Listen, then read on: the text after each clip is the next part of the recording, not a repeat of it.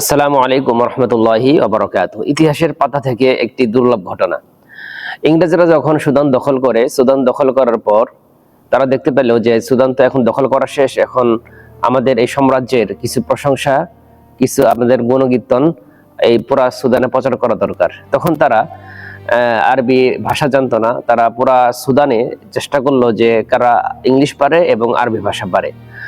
পুরা সুদানে খোঁজাখুঁজি করার পর সেখানে তারা কোনো অনুবাদক পেলেন না। শেষ পর্যন্ত একজন চা দোকানদারকে পেলেন, যে তিনি বেশ ভালো ইংলিশ জানেন এবং আরবিতে সেটাকে ট্রান্সলেট করতে পারে, আরবি অনুবাদ করতে পারে। তো তাকে ডাকা হলো তথা তাকে ইনভাইট করা হলো।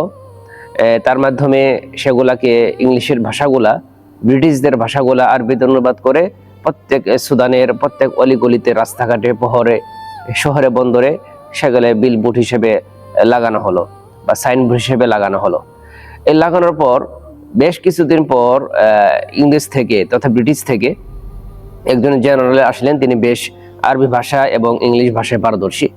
সে আসার পর দেখে যে প্রত্যেকটা সুদানের প্রত্যেক অলিগলিতে কেমন জানি একটা বিলবোর্ড লাগানো। তো সেই জেনারেল সুদানের যিনি দায়িত্বরত ছিলেন তাকে জিজ্ঞাসা করলেন যে এখানে কি লেখা, তুমি কি জানো? তিনি বললেন যে না, আমরা তো যেটা জানি সেটা হচ্ছে আমাদের এই ব্রিটিশ সাম্রাজ্যের প্রশংসা করা হয়েছে এখানে, যে সেখানে আমরা সুদানে তাদেরকে সহযোগিতা করার জন্য এসেছি, সাদা কালো ভাই ভাই একসঙ্গে দেশ গড়তে চাই, এই স্লোগান এখানে উল্লেখ করা হয়েছে। দেখবেন যে বাংলাদেশেও যারা বাংলাদেশে বিভিন্ন দেশ দখল করার নামে, ভারত উপমহাদেশ বলেন তথা বাংলাদেশে যে প্রেক্ষাপট চলছে, সেখানে যারাই বাংলাদেশের প্রতি সহানুভূতি দেখিয়েছে, তারাই বাংলাদেশ থেকে কিছু আত্মসাৎ করার চেষ্টা করেছে। তাদের স্লোগান একটাই ছিল সেবার স্লোগান। তারা সেবার নামে বাংলাদেশে এসে বাংলাদেশের অর্থ পাচার করা থেকে শুরু করে বাংলাদেশের বিভিন্ন আইন শৃঙ্খলা, তাদের যে একটা হস্তক্ষেপ ছিল, এটা একেবারেই দৃশ্যপট আমরা লক্ষ্য করতে পেরেছি। তো আসলে যারাই কোনো দেশকে দখল করতে চায়, তারা প্রথমত দেশকে শাসন করার জন্য আসে না, তারা আসে তাদের সেবার নামে, তারা সেই দেশকে দখল করার জন্য আসে। তো সুদানে যে তাদেরকে বিলবোর্ডে যে লেখা ছিল সেটা হলো যে সাদা কালো ভাই ভাই আমরা একসঙ্গে দেশ গড়তে চাই। তখন জেনারেল রাগান্বিত হয়ে বলেন যে তোমাকে এই কথা কে বলেছে? এখানে তো লেখা আছে যে আতিক মাসুরের চা যদি খেতে চান, যদি চায়ের সঠিক মজাটা পেতে চান, তাহলে আতিক মাসুরের চায়েই মজে যান। এই একটা স্লোগান ছিল আর কি।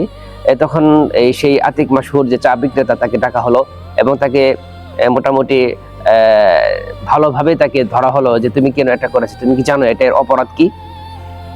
তখন আতিক মাসুর বললেন যে আমি জানি এর অপরাধ কি, কিন্তু আমি যদি অপরাধী হই যে আমি নিজের দেশের মানুষের অর্থ দিয়ে নিজের দেশেই আমি ব্যবসা করছি, এটা সব থেকে বেশি অপরাধ?